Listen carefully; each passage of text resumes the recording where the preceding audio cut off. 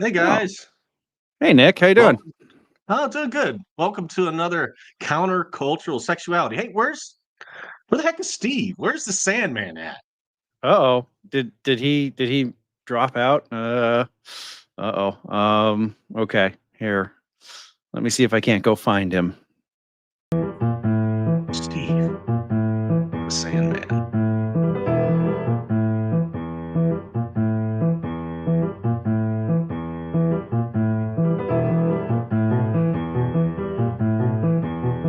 I'm in the private chat right now. Okay.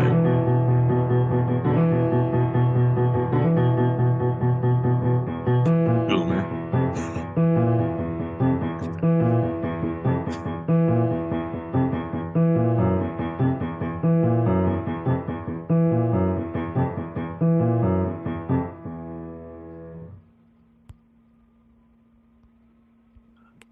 Uh-oh. Steve, you there? Yes. Oh my.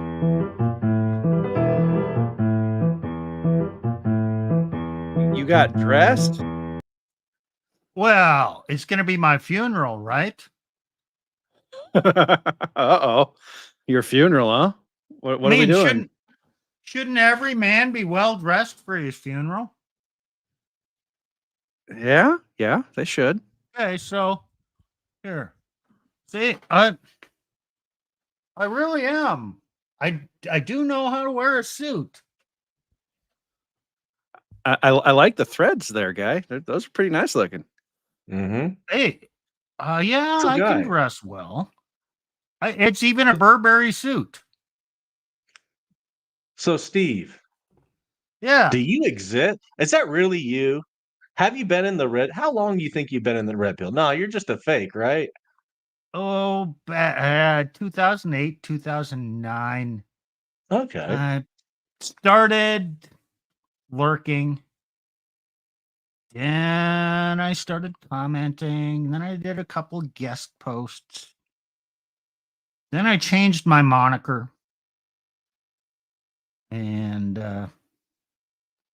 yeah, I've been around. And then I got married and I just left. Then I got divorced and I came back. Okay. Well, I think I found out that you're actually using your real name. Oh, really? Yeah. Oh, you are a truck driver, right? And you have a union?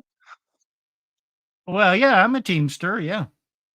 That's my Yeah, I current found job. Before that, I used to be a professional guy. This used to be my standard work attire when I started. Back, But okay, you're a I truck you started work for working. Cashwa? Is that what it's called? Yeah, Cashway. Yeah. Cashway, okay. Yeah, they deliver restaurant food. They're a competitor to Cisco. Okay. So that's pretty brave of you, using your real name. I mean, you're just asking, to get revealed. Yeah, but I'm a union guy. They can't fire Oh. me for making a comment. Oh. I So mean, so so yeah, now okay, I'm a little bit different than an at-will employee. I okay. can have an internet presence, and what are you going to do about it? Hmm. That makes sense.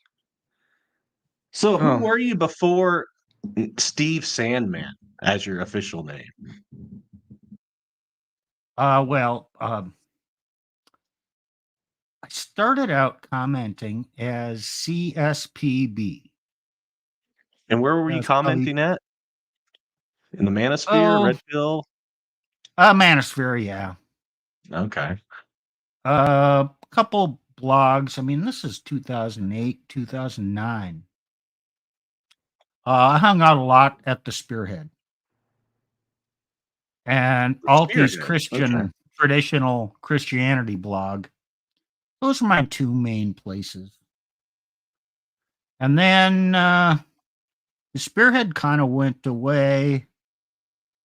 I had the hots for one of the three female authors on the Spearhead. We Oh. started talking. I went pretty well for a while. I ended up marrying her. Mm. Ended up moving. I moved her from Toronto, Ontario. And we ended up in Fargo, North Dakota. In the middle of nowhere. What'd you say? Then we got divorced. She still lives in town Oh shoot. Okay. So I found this on the internet. as well. Oh, okay. I found Seven Man on the internet. Steve the Seven Man. Oh, look where he shows up. Uh-oh. Wow. Back in 2012. If I could find the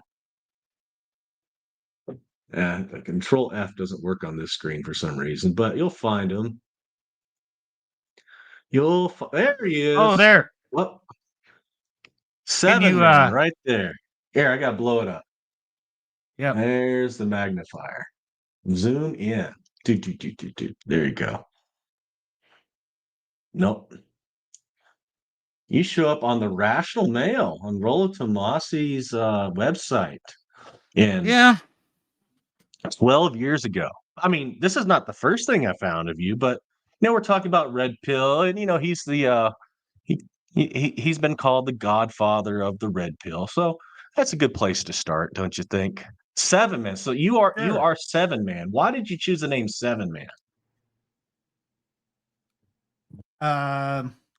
I guess I wanted to come up with a symbol to post on the blogs that was really simple and bold and easy to understand. So I found this symbol of the circle 7 and said, "Oh, okay.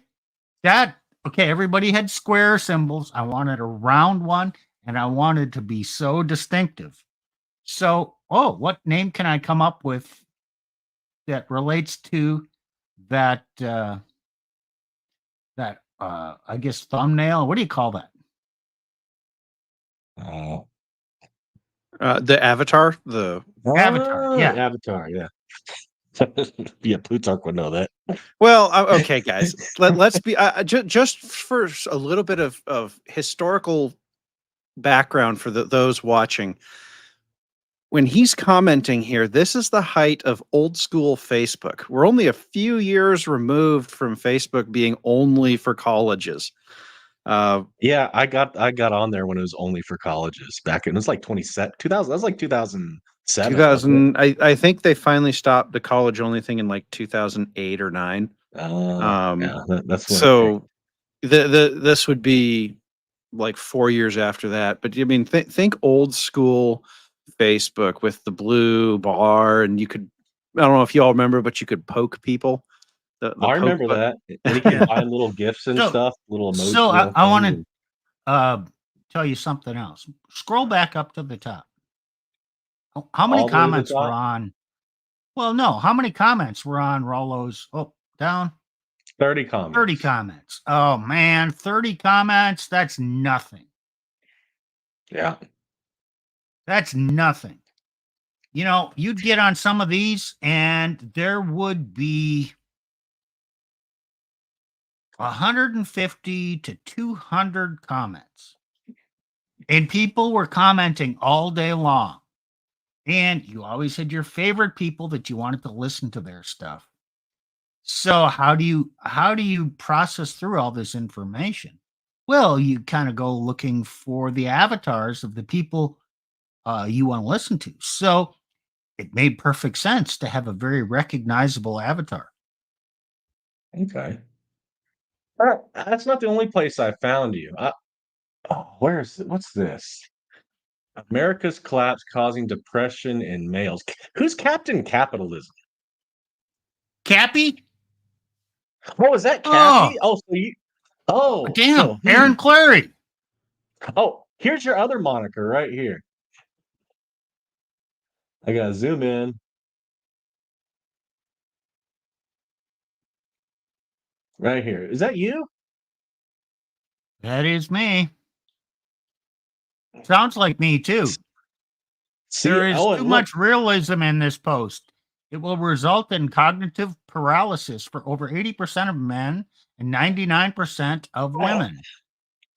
Heads buried where the sun doesn't shine. Can't see the fan or the shit. Oh, look who responded.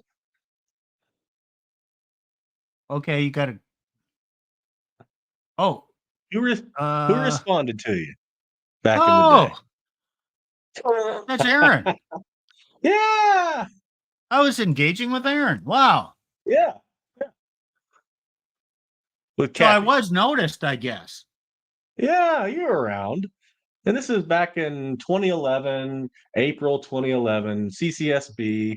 So in 2012, 2011, you're kind of around. Oh, and here's this other one by CCSB on the CPSB. Obsidian. Yeah, this is your CSPB. Sorry. Yep. Okay, so Obsidian, he was a black guy, Okay. more of a pickup artist kind of guy.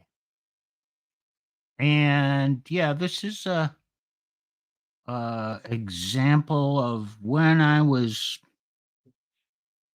went on this. I guess it was a funny a fish encounter with this Latina woman, and Oh, so I God. related about that.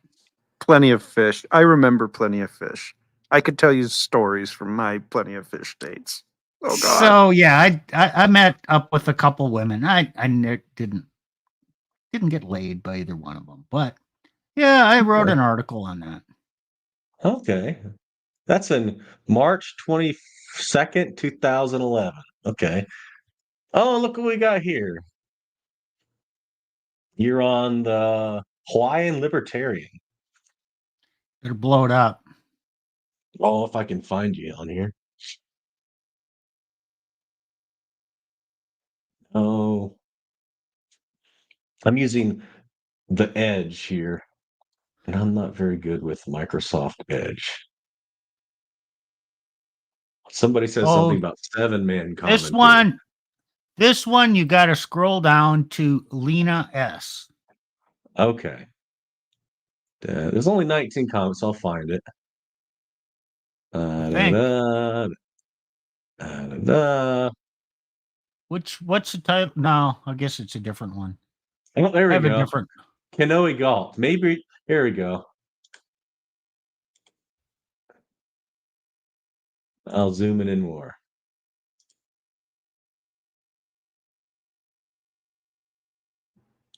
I can just imagine that there's some people in the red pill who are having flashbacks.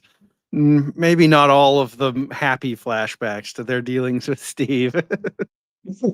So now look above where Keone said that. Okay. How come complementarian loners post requires a password?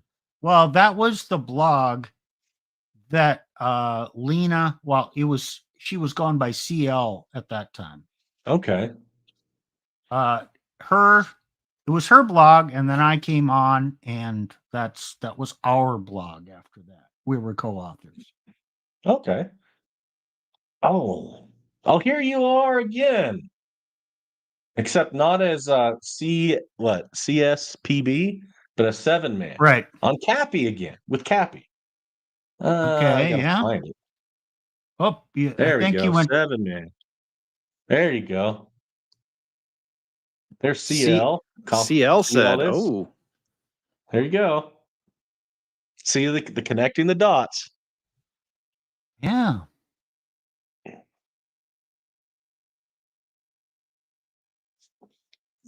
we're So add doing some 7-man. internet spelunking tonight, guys." So you're divorce, marriage, religious bloggers, wide range of manosphere topics. Oh, here we go. Here's another one. Oh, Lady Sadie. I second that request for CL and Sandman. Oh, I guess some people liked us.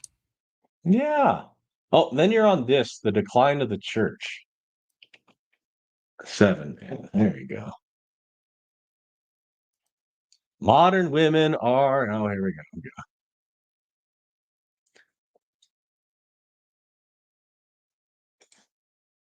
Zoom in.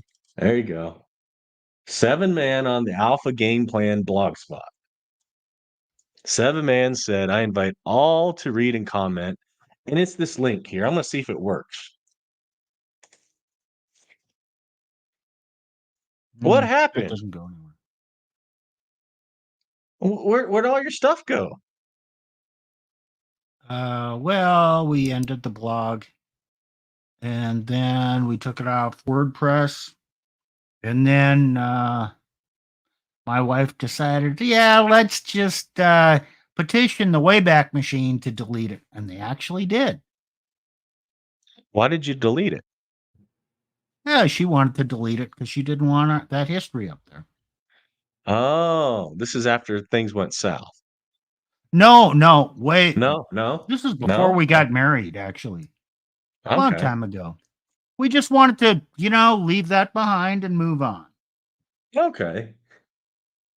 A new page in life. But you used to have articles at the curmudgeonloner.wordpress, right? Yes. That was where you well, guys were. yeah. Okay. That was Okay. I guess that was the original name. I think it maybe have stayed with that, or maybe it changed to Complementarian Loners. But this was her blog.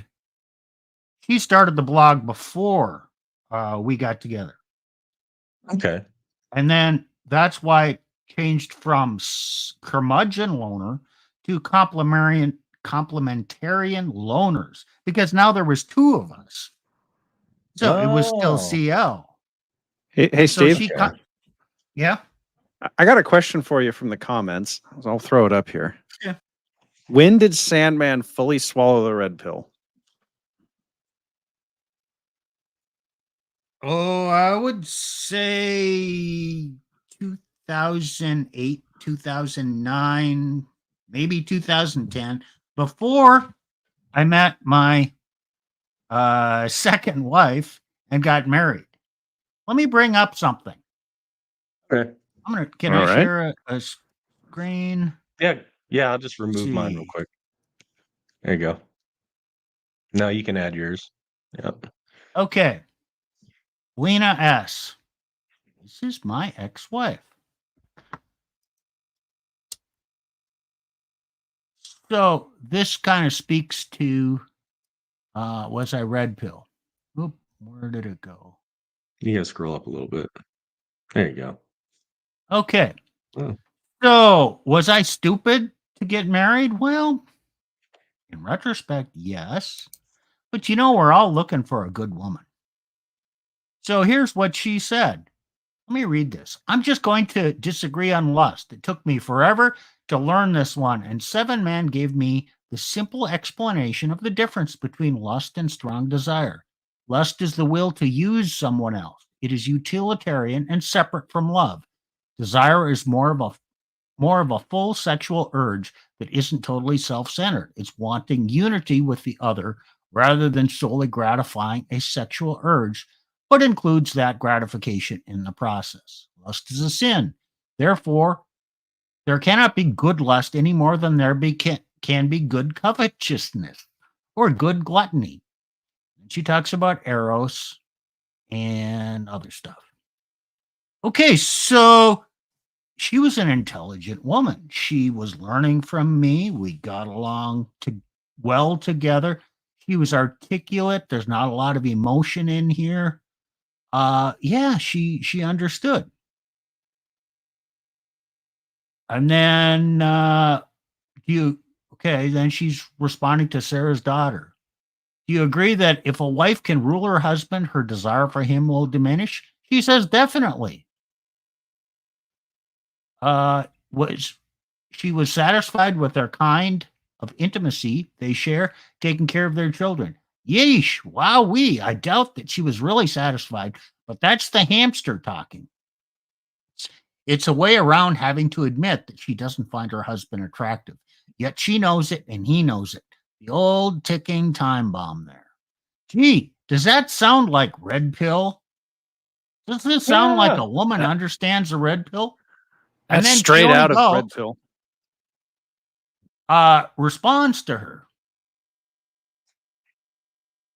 And Sarah Daughter responds to Keone. Okay, now let me scroll back up to the top. This was avoiding the fate of the AMC. What is an AMC? Oh, in game, there's the acronym the AFC, Average Frustrated Chump. This article deals with an even sadder specimen of the male species, the average married chump. Oh, that's hilarious. So, okay, look at this. It's from, okay, that references That's from the the Spearhead. Spearhead The Spearhead. files. And you're a Okay, commentator. You had a few articles in the there's a Spearhead. disclaimer. Yeah. This article was May 3rd, 2015. So they're bringing Okay. up something from 5 years previously. Then I want to, okay, well, oh, But you're just okay. commenting. So on what it. are But the you, true qualities of the right woman? After all, we men of the Spearhead. Okay, that was the place to be. Oh, and then special scorn for women that make the empty claim. Not all women are like that. Gee, that's NAWALT. right. Okay, so let me scroll down. Okay, it's a good article. We can go back and maybe make a whole podcast on this. Look how long this article is. Okay, and then comments from the original post. There's a bunch of those. And then let's find the comment on Hawaiian Libertarian is mentioned there again. Okay, he was around way back in 2010. Let's see. We're still in the comments to the original post, which were posted in addition, or at the end of this. So it was a long Okay. post. People actually had to read and be engaged in things. So we're still on the original post. Oh, Nova Seeker. He was an attorney. He wrote on the Spearhead as well. Smart guy. Didn't always get along with him. Yeah, there was even beefs back then. Oh, imagine that. Beefs are eternal. Oh, tell Peony. wasn't there something about Mary or something, Sunshine Mary, that you were involved with too? I wasn't going to show the Oh, slides on yeah, that. she had a blog. Yeah. Oh, okay. Let me finish this point. Nova Seeker again. Okay. I'm still looking for something here. We're not up to the new comments yet. This is still old comments. Wow. Okay, look at it. Okay, now, okay, that was all the old comments that were reposted. So, okay, you had to engage and go through all this past from 2010, and then there were only 10 comments on this one. But on Dalrock's blog, you would get 120 would be a low number, 150, average, 190, 200. Yeah, okay, that's popular. That was common. And it took you a lot of time to keep up with what was going on. And the beauty of it is you would have 15, 20 active commenters, maybe, and then a whole bunch of lurkers. And so you engaged with your ideas with a lot of people. Whereas right now, the red pill is pretty much just a few people on YouTube commenting. And yeah, there are YouTube comments, but they're next to worthless because there is no engagement or minimal engagement on YouTube comments, unlike back in the day in the blogs. That's when all these ideas were developed because there was a lot of interaction. Well, and I just want to point out that we're terrible at bringing up comments, and part of the reason I've been quiet is I've been trying to bring up some comments. But even when you like bring up comments and we do this back and forth, there's actually another question down here for you, Steve. It's just not the same sort of interaction that you get when you sit down and you think about what you're going to write and you think about the answer you're going to give. The YouTube medium is faster, but I don't think it produces quite the same quality as the written word. Call me an old fuddy-duddy. It does not. All right, so the Next question for you, Steve, since we're doing your history tonight, apparently. Sandman, were there any red flags in your blind spot that you overlooked going into your second funeral? I mean, marriage. This is from Buckshot.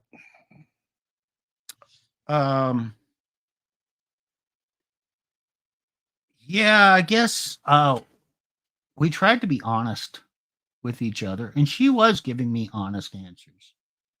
I guess the main red flag was when we first started talking. She was still married, but had been separated for a lot of years.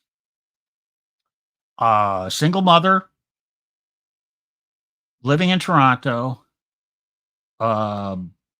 chose to be on government assistance so she could stay home, raise her kids, which wasn't necessarily a bad decision. So, 2 daughters. Okay, one red flag, single mother. Second red flag, her parents were divorced. Okay, her father and mother lived in the same apartment building.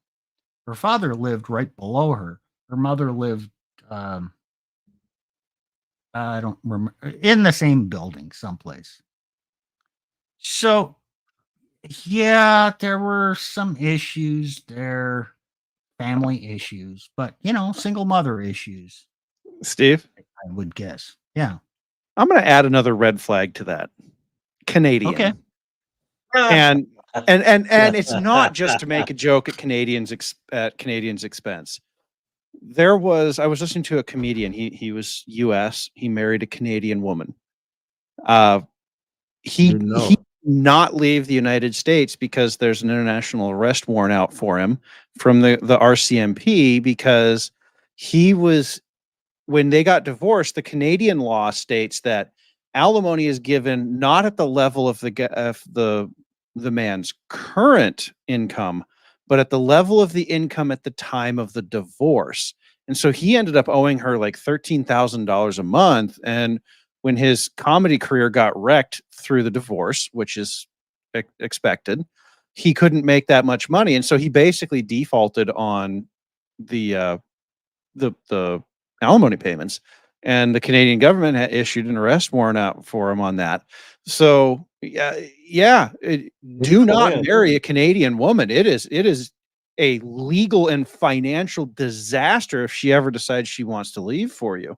Oh, like, don't do it. As long as we're on red flags,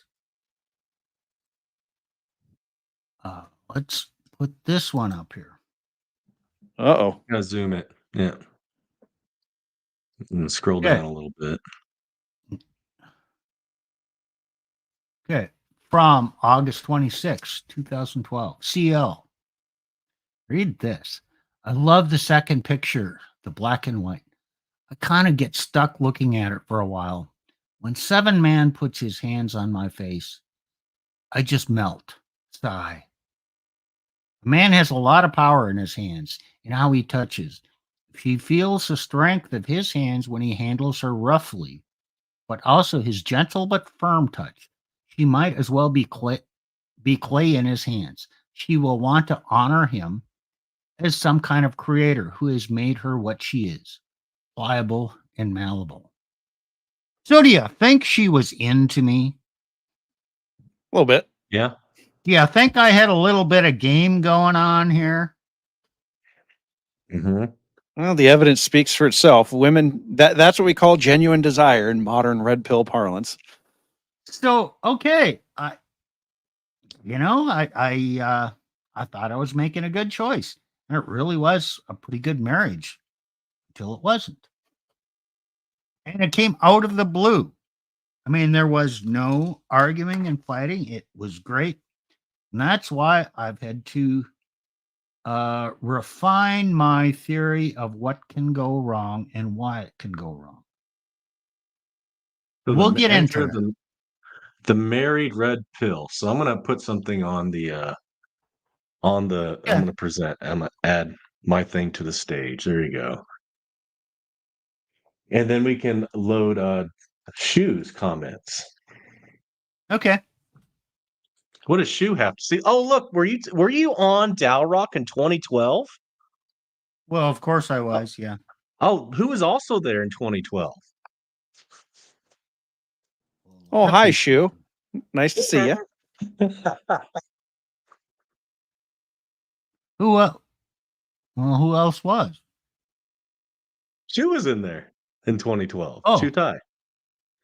Oh, okay. He lurked there back in 2012. So he mentioned, I think, a few days ago or last week, I don't know, remember when he commented. He's like, "Oh, Sandman back in the Dalrock days," and apparently he recognized you from your comments in Dalrock's blog. So Okay. Gee, there's a witness. A live Yeah. witness. We have witnesses. and he says the Daddy. You remember the Daddy? The guy named the Daddy. Yeah, I remember Daddy. Yeah. I think Daddy was mostly pretty much on target, but we would have minor discrepancies, but Daddy was he was a good commenter. I always read his stuff. Okay. Well, I got a couple more things here. Oh man. Oh, you're on the Red Pill Archive? I guess You're so. mentioned on the Red Pill Archive. Oh, talking about interwebs being shut down, manosphere dying. Oh, here we go. When folks like this, here we go. So this is back from 2012. You're mentioned with Mentu, Asher, Mojo, Will, Seven Man CL. So again, that connection, Seven Man CL. Duncan, Solomon, Ferdinand, Bardamu, and others decide to quit. Okay, Ferdinand Bardamo, that's Matt Forney. Oh, okay. I didn't know that. And Matt Forney also started the blog in Mala Fide, which came about after the Spearhead shut down. Okay. It did okay, but it wasn't the same as the Spearhead.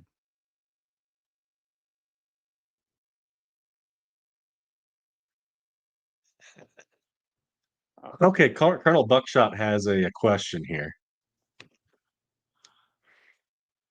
Was not single mommy avoidance bit seen as such a big deal back in the day? So if you read two comments down, that bit should be not. So he's asking if Oh. single mommy avoidance wasn't seen as such a big deal back. That's actually a good question. That is a good question. I don't think it was. I mean, I think it was mentioned, but I don't think the whole rationale of why it's not a good deal was really a part of it. And of course, even if it was there, men still do things and say, "Well, I'm the exception." My case is the exception because I have vetted her.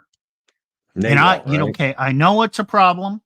And so I have taken measures to assure that it's going to work out fine for me. So how'd that work out? Talked about it. So they talked about it, but not really as much. I don't think as much. I know Rollo and who I know. I mean, those are the books that come closest to mind. Rollo and Rich Cooper's book. They talk about single mommies, I think. So, Dude, when did their books come out? It was a little bit later. I got the first Rollo. And I don't know if he really talked about it in the first book. I don't know. No, I don't think he talks about as much in the. It's 2013 is Rollo's right here. So. I think the single mommies problem was more of a late 2010s thing where people started realizing that these single mommies were basically just getting married again and using guys for meal tickets for their kids. And it really wasn't a major discussed point. Let me just make sure it's not an iron rule earlier. Yeah, I mean it was identified, but I don't think there was the whole concept of red flags and listing them out. I I think mean, that Rich Cooper came did that. later. Yeah, Rich but Cooper that did that that. didn't cut. That Much wasn't later. 2010, 2012. That was. I mean, things continued to develop, You know. and all the ideas were not there at the beginning.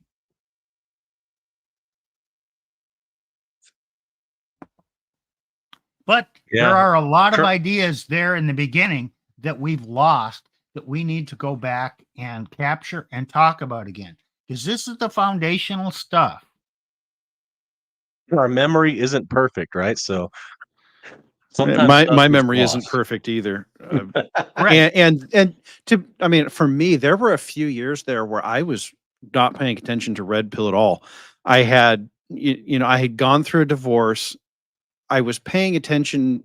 So I got married the first time. I didn't pay any attention to it at all because I did the whole blue pill conditioning thing. I said, "Oh, hey, I got my girl. I don't need to worry about this red pill stuff anymore." Of course, that blows up, and I start getting back into it.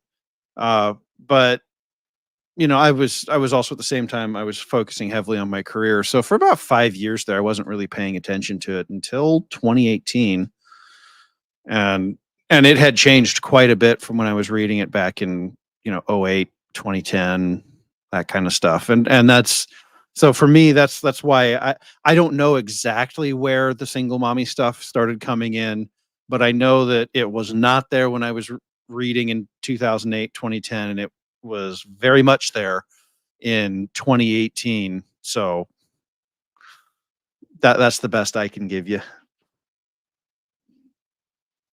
Yeah. Well, That's and how I remember it. well, and I want to bring this up again.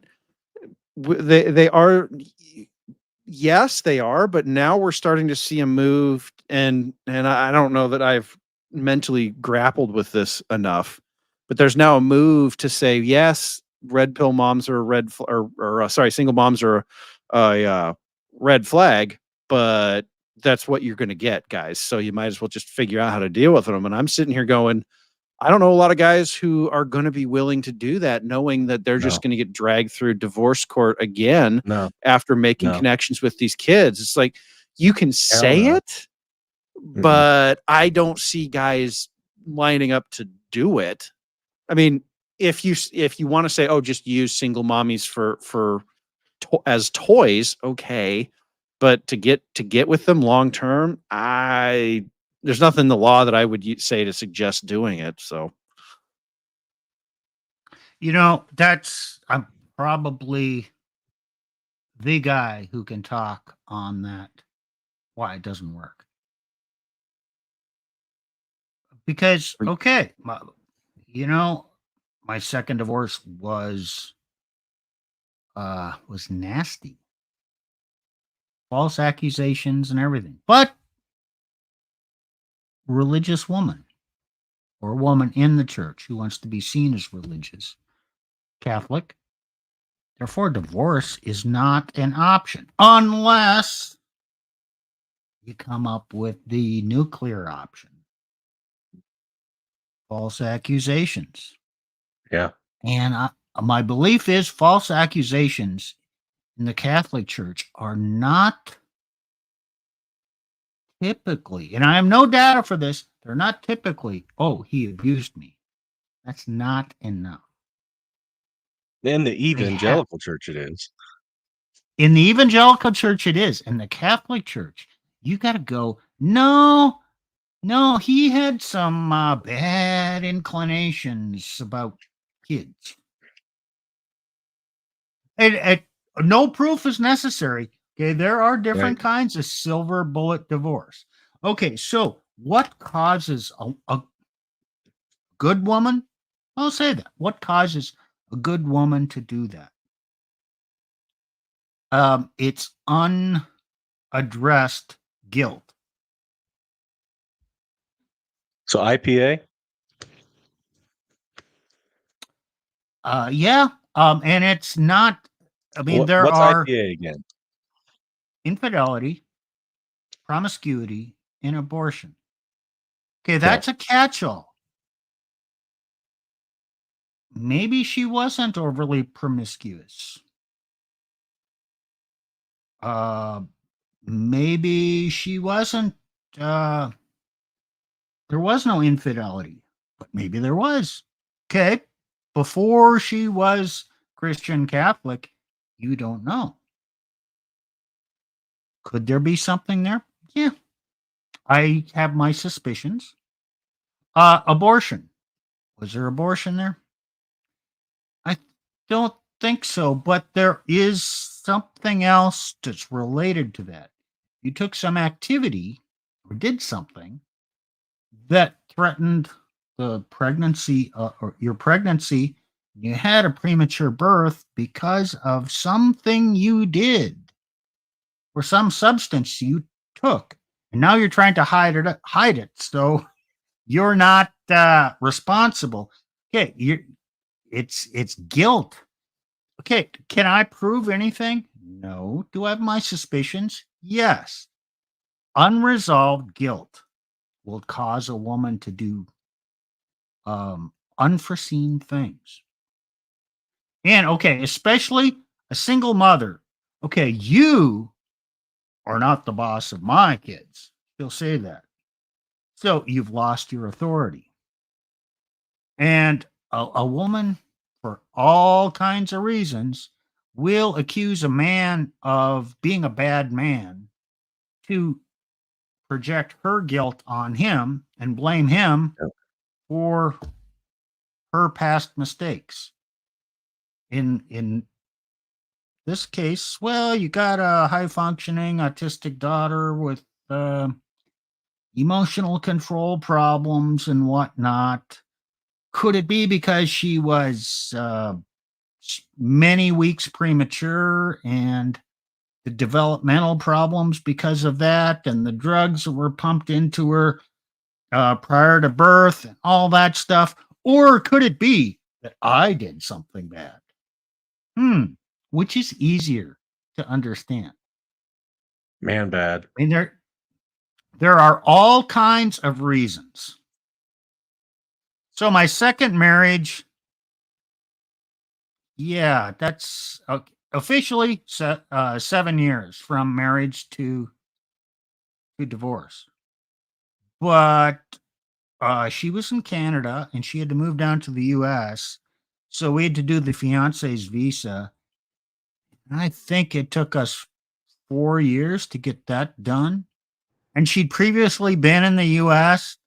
And then she had she was here illegally, but then she was here legally. And so she had a fiance visa and green card. And then she went back to Canada and abandoned it. So then we had to get another one. So for her to come here, we filled out all the paperwork. And that took a long time. Got that all in. And then some woman decided, oh no, you're banned from coming to the US for 10 years because you were previously deported.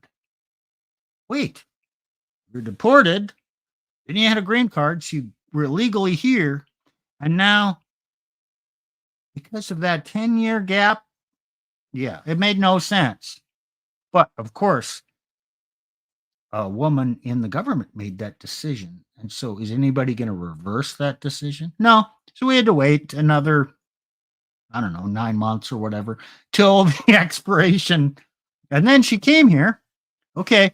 So, we'd been seeing each other for, a few times, a couple times, 2-3 times a year, doing a lot of online stuff. So it was an LTR. Video chat every not, night. Not LTR, LDR. So it was a long distance relationship. Yes. So then she came here. Well, she can only be here for 90 days. And then you have to get married or she's got to return.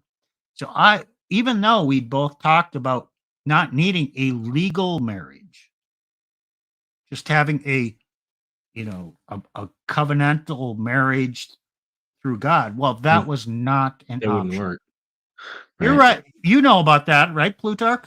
I know exactly about this because that's exactly the same process that Elena and I went through. Although ours didn't take 4 years, but when she came to the U.S. before, she had been kind of almost anal about getting her paperwork right. So she didn't have any run-ins with the Border Patrol prior that we had to deal with. Thank goodness. I think it took us a little under 2 years to get her all settled. But you're absolutely right. You've got 90 days.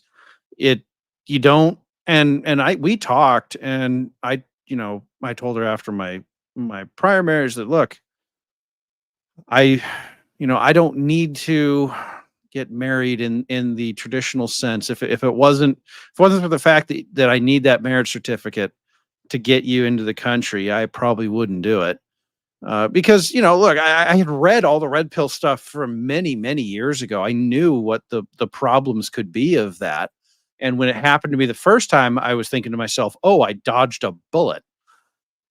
And so now, fair fair on Elena. She's been a wonderful woman thus far, but don't ever go through life and I think Steve's story really kind of gets to this.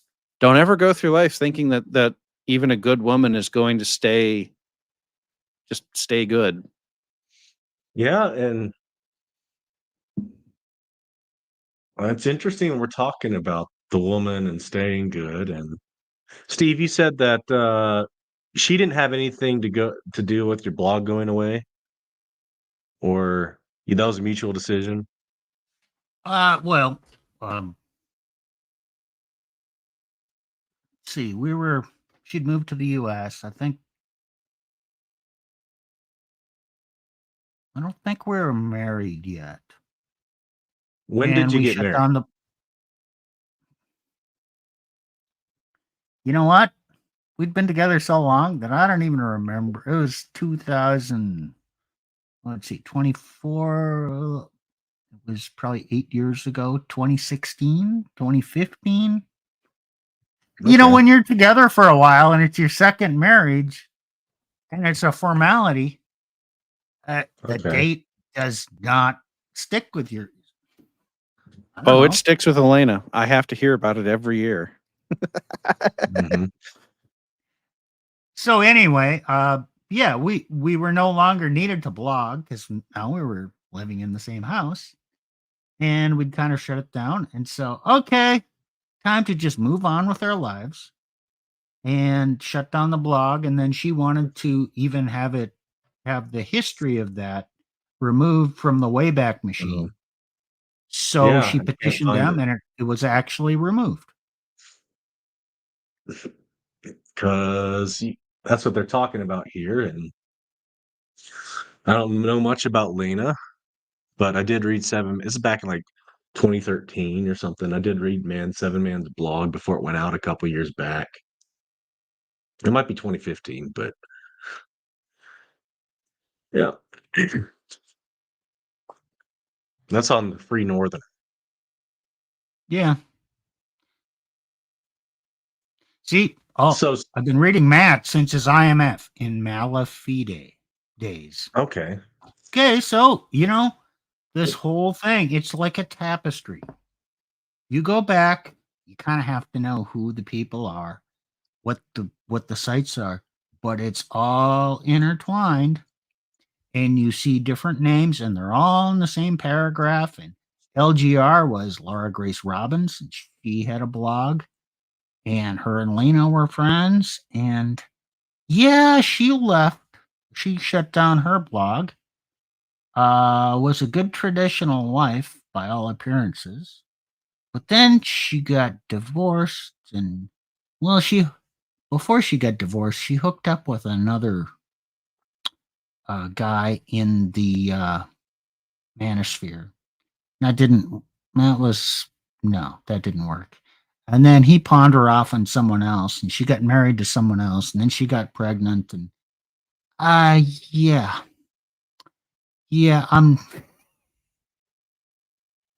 there's stories about other people. So Steve, you have some history here. I do. And I think we're going to end right here on this article. I found one of Steve's original articles from back in the day. Keone Hey, Galt. I'm going to take a bathroom break while you read this. All right. So Keone Galt, it's on the Red Pill Archive, January 23rd, 2014. He goes by Hawaiian Libertarian. Posted with permission from Seven Man. Team One. Somebody's having a bad day over there. No, you can read I it. know. Okay, Seven Man. I have observed that a woman always takes the side of other women against a man unless he has a particular attraction or allegiance to that man. Women are very competitive and will fight another woman over a man if he is her man or a potential her man, but will not engage in a fight with another woman on behalf of a man that she has no feelings for, not her man, and no desire to make him her man. In simple terms, a woman is on two teams, Team Woman and Team Her Man. Team Her Man is her primary allegiance, and she will go against Team Woman if she has a Team Her Man. But Team Her Man is a more fluid and ill defined concept. It can be an unbelievably strong loyalty, but can quickly slide into nothing if she loses respect for her man. Most women have no team, her man, but desperately want to be on such a team. Also, other women will actively fight against a woman that puts Team Her Man first. Happiness is found on Team Her Man, and so any woman that does not have a Team Her Man tries to recruit a woman back to Team Woman so that all the woman team members can be miserable together. The irony is that any woman that tries to sow discord in another Team Her Man does great damage to all other Team Her Mans and thus hurts herself too. There is just too much comfort in the shared misery on Team Woman, and they can gripe about the happy women that are on a winning Team Her Man against the imaginary Team Man. The members of this Team Woman don't understand the concept of the greater good. There is no Team Man because men don't give a shit about other men. The women on Team Woman think they are fighting against Team Man, also known as evil patriarchy, but Team Man never showed up for the fight. So, in our modern world, Team Woman is predominant and is changing the rules to make it easier to win against an opponent that never showed up for the fight. Written by Steve Sandman or Seven Man.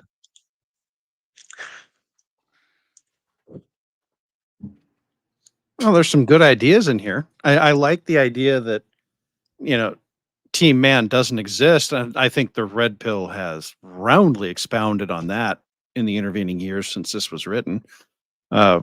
Also, the idea that we never showed up for the fight is absolutely true. Although I think we're starting to turn that around a little bit now. Yeah. Well, there's other things that are telling in here. Okay. Scroll down a little bit.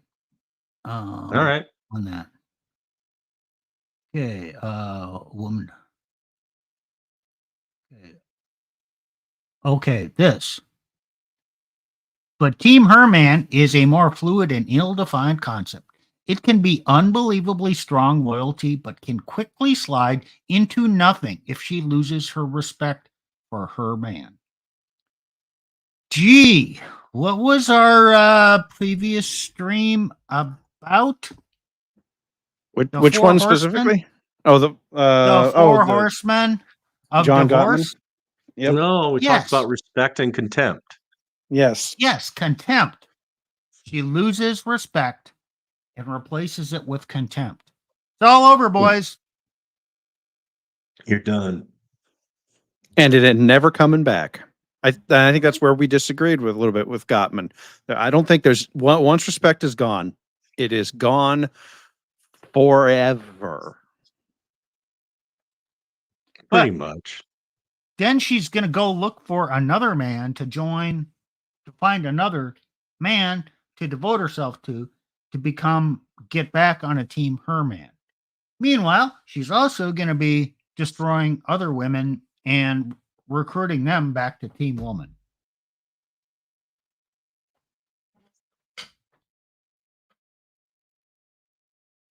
So Okay, there's a backstory here that's Okay. not showing up. When I came up with this, first. Then, right after that, Rollo Tomasi came up with his concept, which was the trademark was the feminine imperative. I don't know what prompted him to come up with that, but for a while on Dalrock's blog, he and I were kind of going at it. He was promoting his concept of the feminine imperative, and I was promoting my concept of Team Woman, or Team Woman, as describing female behavior. He won by popular consensus. He won that debate, but he and I were going at it on this. Okay, I lost. I still believe I still believe in my perspective, and he doesn't even talk about the feminine imperative. I think that was before he wrote his book, and he's probably incorporated the ideas into his book and adapted them. But you notice he's never talking about. Have you ever heard that title, the feminine imperative? No, I don't know. I mean, I've heard the phrase. Yeah. Well, someone should ask Rollo to explain his concept of the feminine imperative from the early Manosphere days. I mean, I really want to hear it, because Rollo he's an intelligent guy. He's made a lot of contributions. I respect what he says. We kind of had a respectful back and forth, and it never got personal. So yeah, I don't have any problem. Wait. You mean disagreements didn't always turn into beefs back in the day?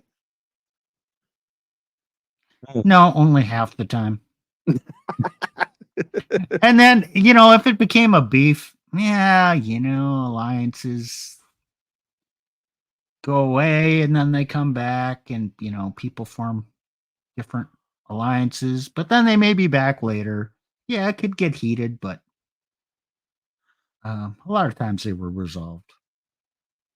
Well, look, any time that you're out here trying to not just interpret data, but to come up with explanations for why things are the way they are, fit observations into a model, and try and say, okay, well, what are we going to do about this? You're going to have disagreements. And this is why I so wholeheartedly agree with a stream that Thor did many weeks ago now about just stop the beefing.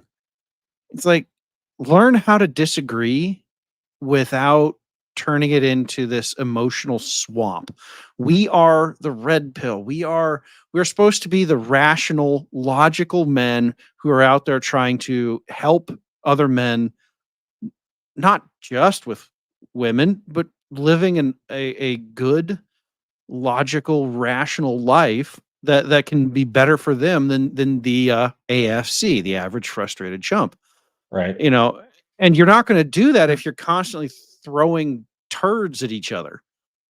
I mean, I get that turd flinging makes for great content and gets the emotional juices flowing, but getting the emotional juices flowing is how we end up with the title of male feminists, which frankly makes me want to vomit. And we here, I think, we're very against that whole idea of the male feminist. So, well, we also have to recognize sometimes men don't choose their words perfectly. And they may say something that's stupid or goes a little bit too far. But take a deep breath, understand what they're saying in context. Are they really going after you? Or they may be criticizing your ideas? or saying they disagree or saying you're wrong about something. That's not a personal attack. No. So,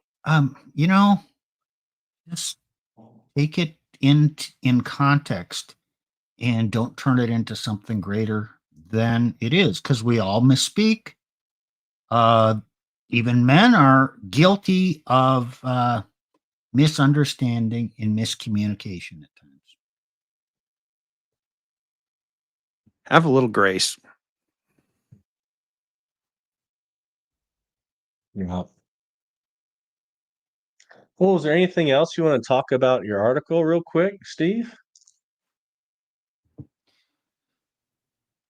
Yeah, I'm gonna critique my article.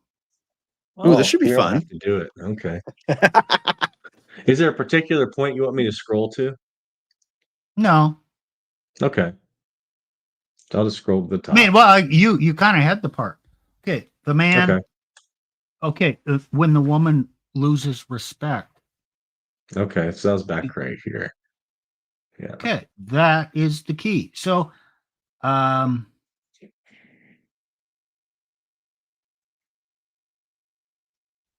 she's okay. That's the occurrence. What caused her to lose respect? Okay, I'm talking about. I was under the belief that it's interference of other women that cause her to lose respect, and so you just have to keep her on your team. No, what I missed was it could be something within her that causes her to lose respect. And that's why, even if she's on your team, on Team Herman, you're still not guaranteed. Because after all, let's go back to Genesis and the lesson in Genesis from the There's no other woman Garden of there. Eden. There's no sisterhood. There is no other woman. And when Eve Right. ate of the forbidden fruit, she was a sinless woman that still decided to do that. Okay, yes, okay, the devil whispered in her ear. But metaphorically, that still happens now. And there is an opening of pride and wanting more.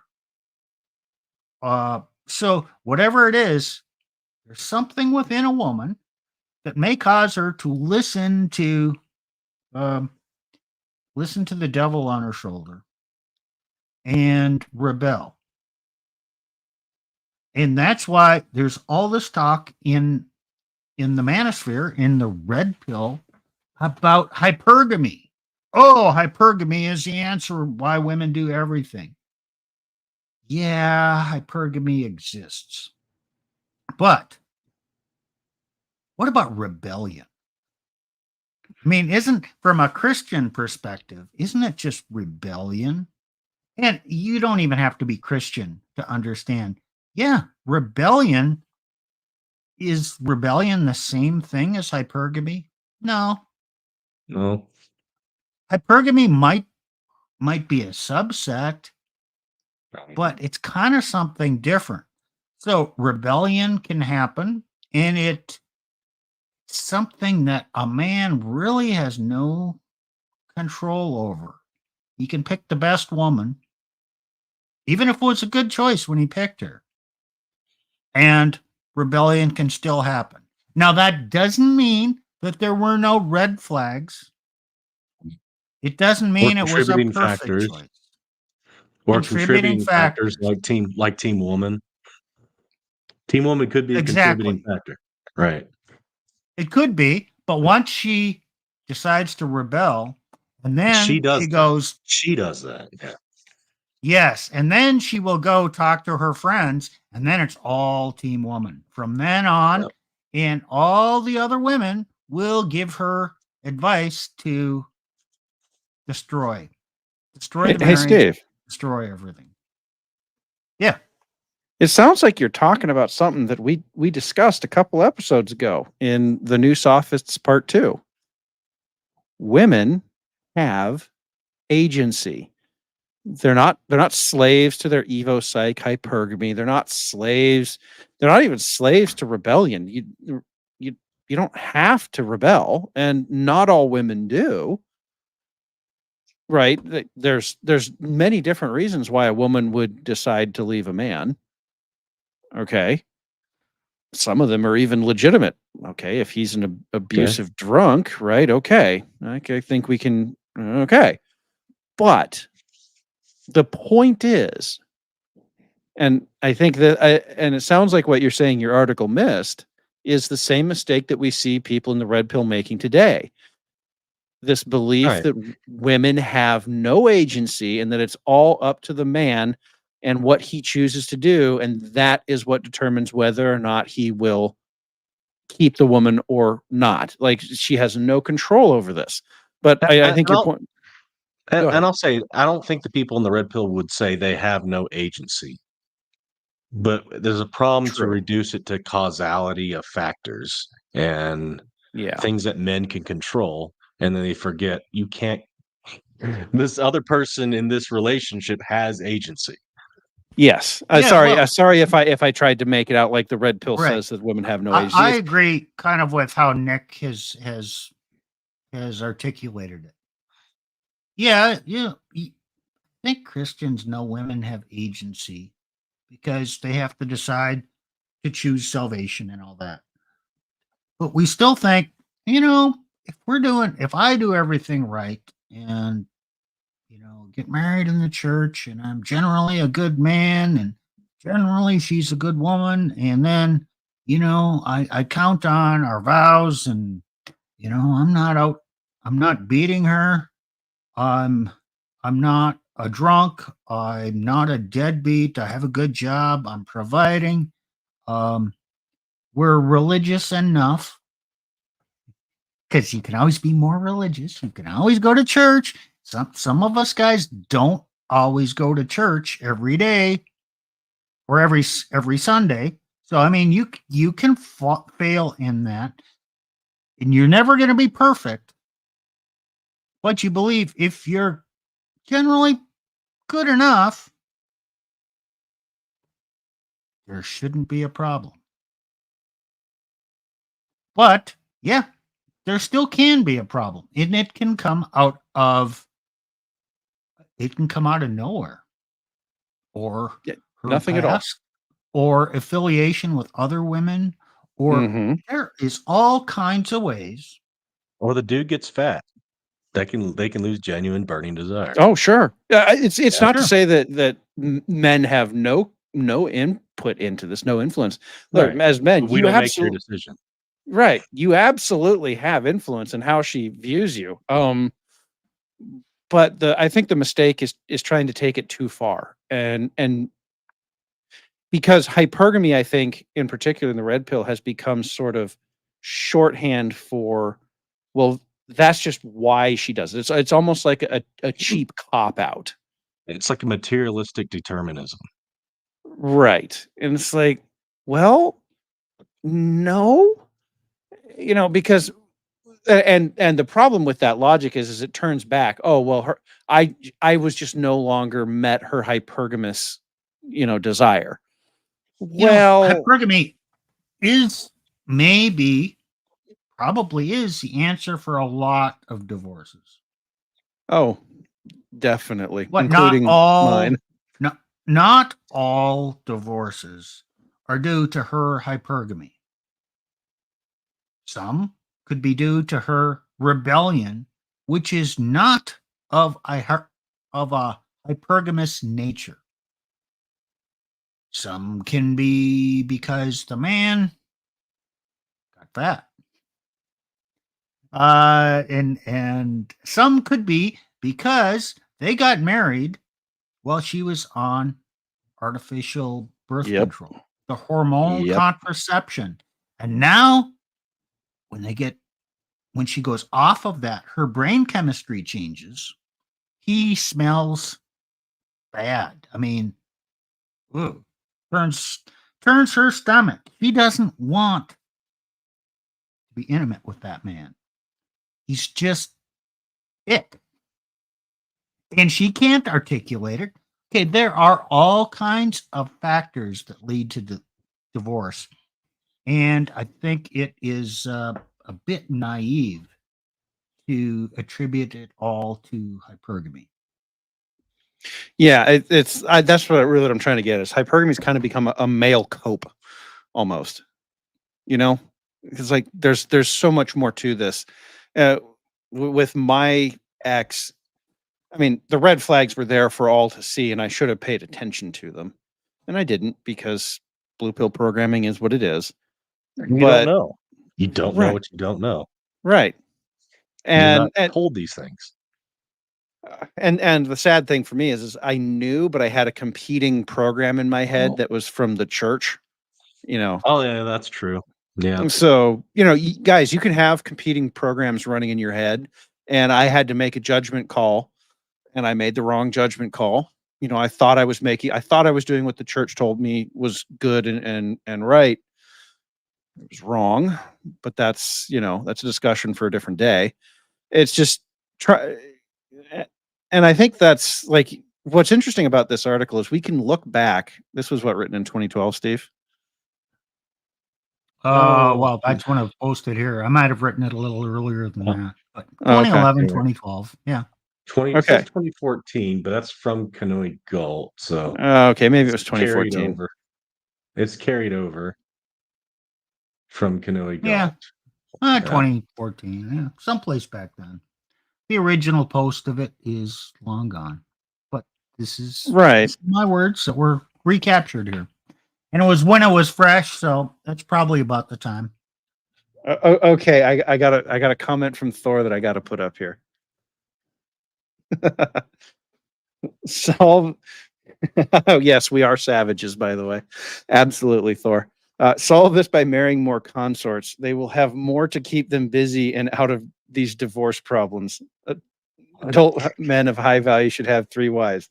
Now, I already know what Nick is going to say on this. But Thor will also tell you that him and I have long talked about the coming need for the government to start pushing polygamy into the mainstream for its own financial reasons.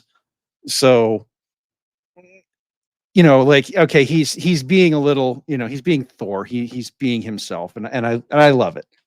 But there is a kernel of truth to this, and to be fair, the concept of having more women on team her man that could work together to keep them on team her man, that's an interesting concept. I wish we had time to get into it tonight, but can I go ahead, explain this from a biblical perspective? Yeah, please do. Oh, you marry a wife. Now you have a wife. You cannot only have one wife. And so, how do you handle that? Oh, you get a concubine. So that marrying more, he says consorts. Concubine. That's a concubine. That's the second one or the third one. Okay. I'm not endorsing it. I'm just saying, I'm just relating it to the Christian stuff. And I love when Thor comments. We're looking forward to some good discussions with Thor in the future. Yeah, I need to. I actually need to text him. He asked me a question. I haven't gotten back to him because I've been so busy. See, there's a problem here. Yeah, and I don't think you should have more than one, from my understanding.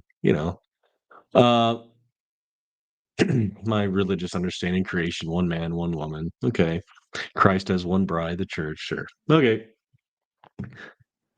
but we all have enough problems dealing with one woman. Then you want to add more women to that picture. And then the type of woman that the government wants you to have. Oh. Yeah, they want you to take the whales. Well, and to Thor, this would be probably the biggest pushback.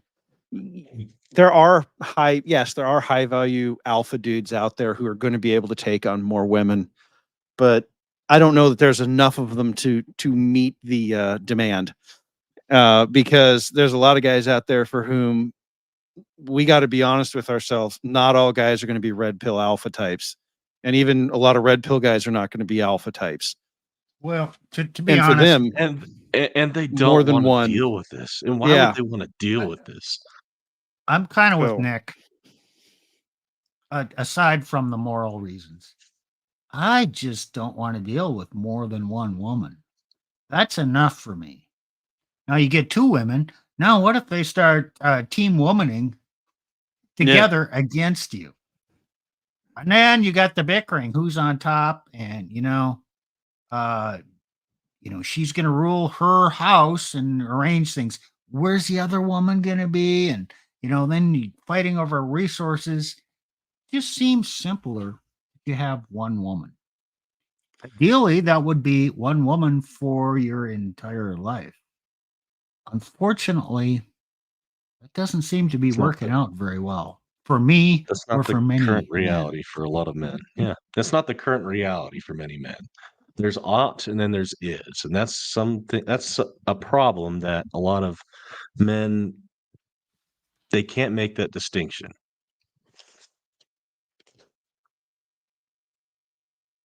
There's the reality you want it to be, right? And then there's the Yeah. reality that you have. Yep.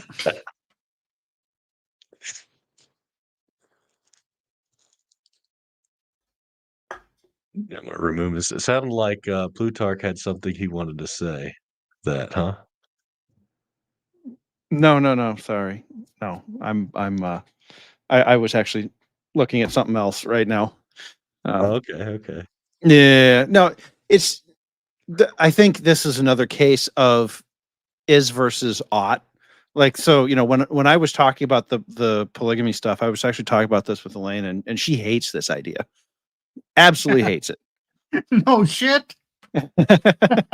And Oh, to who'd be have thought? fair, I don't disagree with it. I don't like it. One woman is more than enough for me right now. But I also had to look at it from a rational standpoint. And it's like Nick and Steve, I agree with you guys on the morality aspects of it. But looking down the pipeline of the demographic math that we're facing and the financial math that we're facing, and you put those two together, like I can see how the government can come in and say, here's what you're going to do. And Except for we're me, I not did the that part. first. We're not the first culture to face this. that's What true. do you think it looked like in the Soviet Union after World War II? What do you think it looked like in Germany after World War II? There definitely weren't enough men to go around. What happened? How did they deal with it?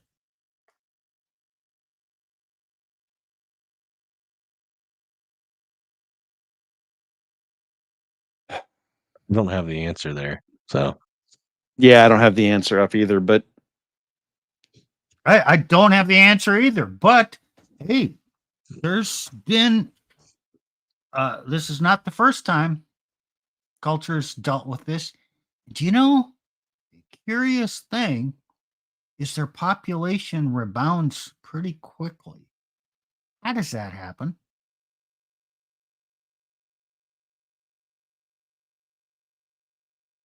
I mean, people have kids. that's pretty much the only way to do it. Yeah, but what if there's not one man for every woman?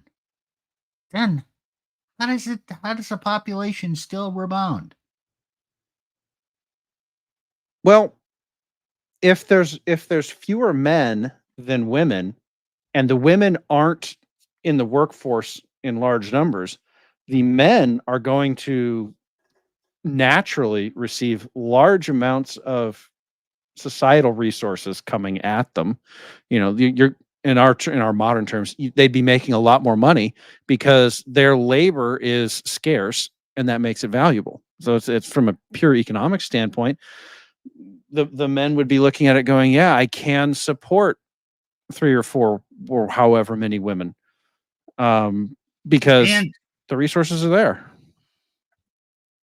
a woman without a man, will she approach a married man to get a piece of him because that's all she can get? Absolutely. It for and I actually did this exercise with Elena, and I can't, and I'm not going to go into the story, but I was able to create a situation where, as much as she hated the idea, she was willing to accept it. She hated that I could do it, but she said, "You're right. In that situation, I would accept it." Because it's not about, for women, it's not, they don't like it, but they would much rather have part of one man than all of no men. So yeah, morality. We're not talking about morals here, Christian morals. We're not promoting this. But Thor brought up a good question, and we're entertaining the concept behind that and exploring it. Yeah, Christians can do this. We don't have to clutch our pearls and say, "Oh, that's immoral. We're not doing that." And, end of story. No, we can actually discuss things, even if we don't morally say, even if we morally say, "Hey, that's not for me. That's not my desire." You can still discuss them. It also doesn't mean that I'm going to come down on other men who decide something different. You know, I can't control other men, nor do I have any desire to. And it's trying to control other men, I don't think is going to work in this case, because there are going to be, what are you going to do? Say no, you can't. There's, the alternative would have to be that those of us who want to say only one man, one, in this particular case, only one man, one woman, would have to be willing to sort of come up with some sort of social safety net for all those women who aren't going to get guys. And that is an option. But from an economic standpoint, that's actually a very difficult and expensive option, because the government's horrifically inefficient at everything. And that would be why the government could be forced to do this, is because they could no longer even manage the load. We talked about this briefly in I think our first or second episode. If you try and put all these women on welfare, well, welfare is run by Social Security. If And Social Security is going to blow up in 2031, 2032, because there's just not enough young people to pay into it versus the old people. So if Social Security blows up, the government's got nothing for these women. And that's just a mathematical fact. Yep. We shouldn't have anything for them in the first place. So, yeah. Well, that's a different discussion, and I don't disagree with you, but it's like, Yeah. so your choices are, men, you're going to sacrifice to the government in the form of high taxes to keep this going, or there's going to be men out there who say, you know what, it's better. I enjoy multiple poon anyway. Might as well take the government tax break for it. Because that's what it would end up being. It'd be a government kickback on your taxes. So, Yeah. I could see a okay, lot of guys well, saying, no, let's do that. yeah. Hey, let's cross that bridge when we come to it. Yeah, I think everyone, when I brought this up, I think everyone agreed that they really didn't want to think about this one, including Elena. Well, it could be an ETN. How many do we have planned out? The good news.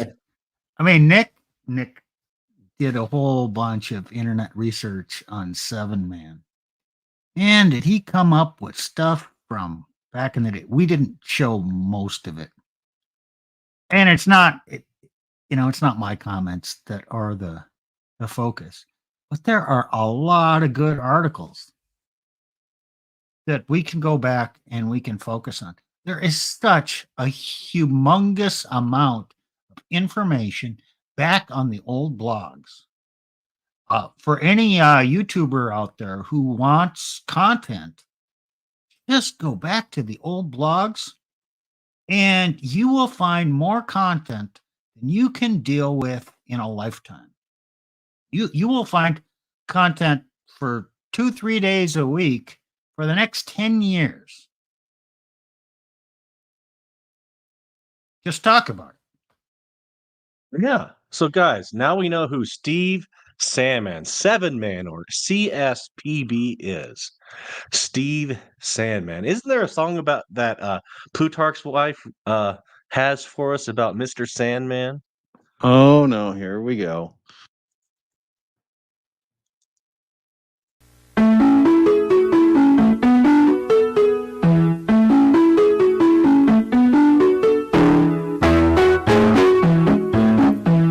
It sounds really old school in this. I need to talk to her about this. Yeah.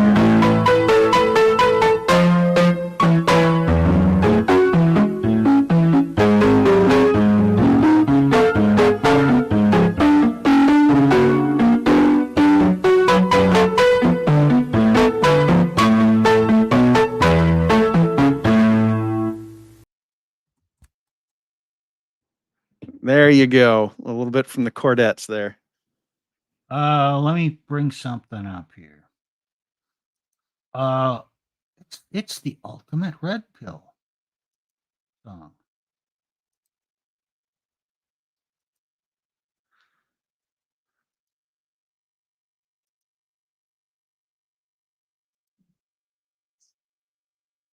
Okay, here's the lyrics. Oops, gotta go the other way.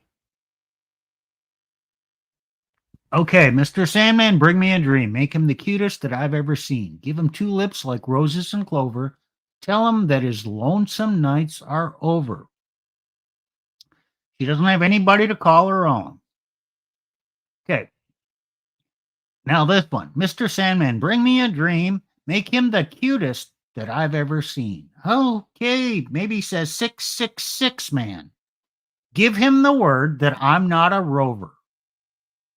Oh, she's not a 304. And she's, yeah, her roving days are over. Then tell him his lonesome nights are over. Yeah, she's going to love on him. Yeah, great. Oh, So it's an adventure. give him a pair of eyes with a come hither gleam. Ooh, he's got to have a little bit of game. Give him a lonely heart like Pagliacci. Okay, he's got to be desperate, and he is the solution. And a lot of wavy hair like Liberace. Okay, well, he's got to be handsome. Hey, you know what? It seems like some of these old songs were the same themes as we're talking about today. I find that hilarious. That's a fitting way to close out the discussion. Now you guys know who 7-Man is. CSPB. Steve Sandman. He's been around a long time. He's Longer a than boomer. us. He's a red pill boomer. And he's got a lot of wisdom, Yeah. guys. He's not a fake. He's got a lot of wisdom. He's been through some shit like most guys in the red pill. That's probably how he found it in the first place, like the rest of us. So, Hey, looking for answers will eventually bring you to the Manister or the red pill. yeah. So we recommend taking the pill, not the suppository, but most end up here because they took the suppository red pill. Mm. Well, the other thing I want to say, gentlemen out there, is don't be afraid to go back and look at some of the history of the red pill. Some of the ideas that you think are new, maybe not so new. Maybe the wise old guys of the OG Red Pill, maybe they've actually worked through some of this stuff. It's, we all love YouTube and this media style, but there's some really good stuff out there if you're willing to sit down for a minute and just read and think. And there's a lot of what we do here is on the basis of reading. As Shu says, the logistician Plutarch crunched the data. I do. And yeah, He's the data yeah, guy. I saw that, Nick. But I do crunch the data, and these guys, and Steve's, he's kind of the old boomer, just going, calm down there, guys, calm down, And winds me up. Yeah, well, yes, he does that too. And then, of course, we have our ecclesiastical troublemaker up in the upper right corner for y'all there. But it's a team effort. I enjoy this. I love the process. But we thought it might be useful and a little fun to poke at Steve, but to take a look at the history of the Red Pill and sort of highlight the involvement of one of our own in the original, in the creation of many of the ideas that you guys talk about or even take for granted today. So, yeah. Thank you for being around a long time, Steve. It's helpful. Yeah, I'm glad I've been around a long time too. Hope I'm around a little another bunch of years. Got some more ideas for us, do you? If I breathe, I'm thinking. That's good. That's good. And that's one thing about us three. We'll come up with ideas. We'll talk to each other for like 30 minutes, and then all of a sudden these ideas start popping up, and we attack things from different angles, and then you guys see the results. Yeah. Well, to that point, we have more ETNs coming up than we know what to do with right now. So next week, Nick, you're going to be out with your family, I assume. Yep. For ETN, it's going to be Steve and I next week, and we're going to be doing part 2 of the John Gottman and his divorce. I'm kind of looking forward to that because we're going to be doing a little more like, okay, what could you actually do with this? ETN is on Monday. So Yes. We're going to be talking more of some concepts I came up with, and it centers around complaints and contempt. I'm kind of going through a cycle there. So maybe someone else has had the idea, but as far as I know, I'm the guy who came up with it. Someone else can claim it afterwards or say, yeah, you got this from somewhere else, but I don't know. We'll find out. So that's Monday. And then Wednesday, that's our countercultural sexuality stream. I don't think we've picked a topic for that yet. Next Monday, not that I'm aware of, but I've been so fried all weekend that I would have forgot if we had. Or wait. Yeah, today's Wednesday. So yeah, next Monday, we know what we're doing. We don't know what we're doing next Wednesday yet.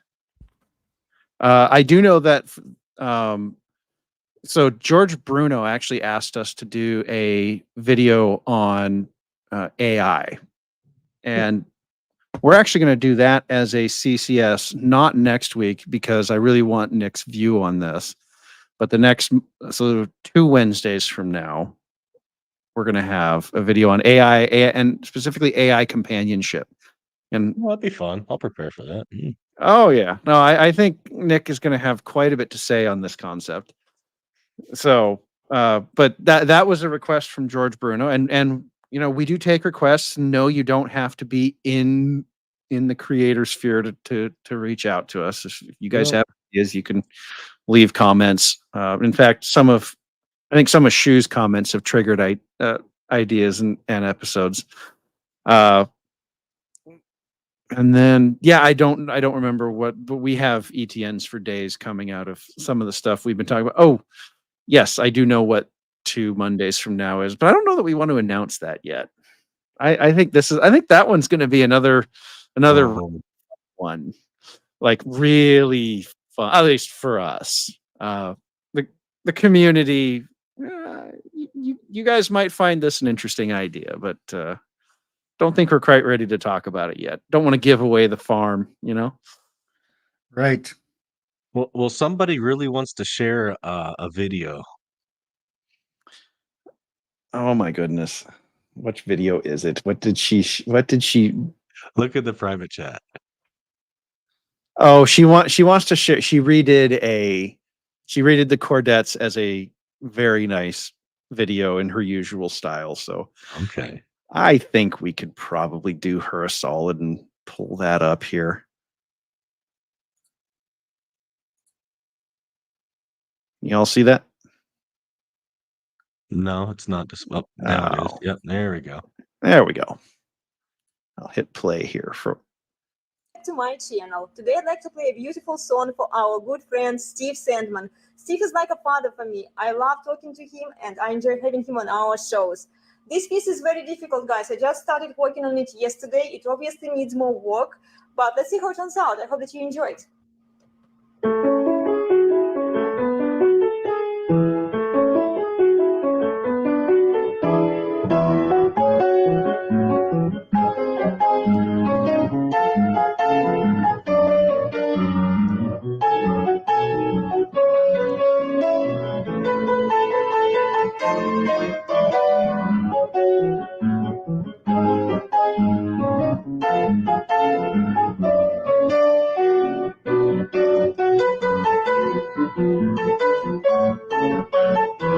There you go. I hope that Steve likes it. I do. Thank There you, we go. Elena. Well, guys, we have anything else we need to talk about tonight? I'm good. Oh, that should do Behold it. the Sandman. Please like and subscribe, guys. Yep. And we will see you all next Monday. Later.